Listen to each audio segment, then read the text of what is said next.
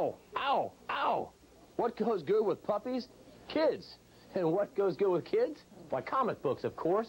Many kids out there in our audience have whiled away the hours reading about Flash Gordon and Batman. But as we find out in our next story, comic books are not for kids anymore.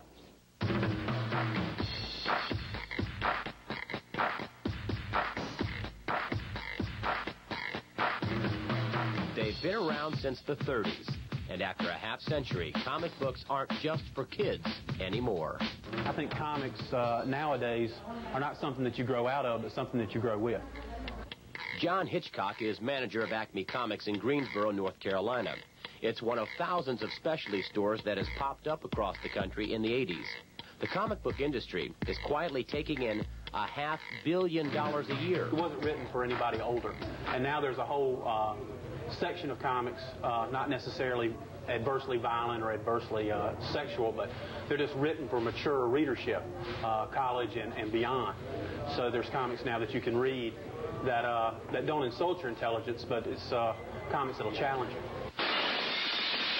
A prime example of how comic book characters are being handled in an adult fashion is reflected in the upcoming Batman movie due out this summer. The film stars Michael Keaton and Jack Nicholson as the Joker. Wait till they get a load of me. Gone are the cornball days of Adam West and Cesar Romero. Gone also is the teenage sidekick Robin, who was violently killed off last year. And if that's not enough, Batgirl was graphically shot in the spleen and replaced by a love interest that wants Batman to let himself go. Another popular comic is Watchmen. In a recent issue, one of the superheroes uses gangland tactics to get answers. He says, "I've just broken this man's little finger. Who killed Edward Blake?" When he didn't get the right answer. And his index finger? Who killed Edward Blake? Well, even the characters got grossed out.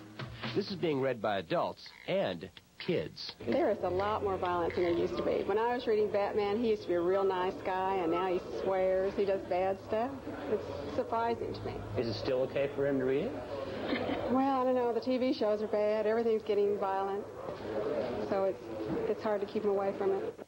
Along with the old comics with new adult appeal, there are new comics with the same appeal. Here's one brought to life. It's a real-life story of the Iran-Contra scandal. Its central figure, Ollie North, of course.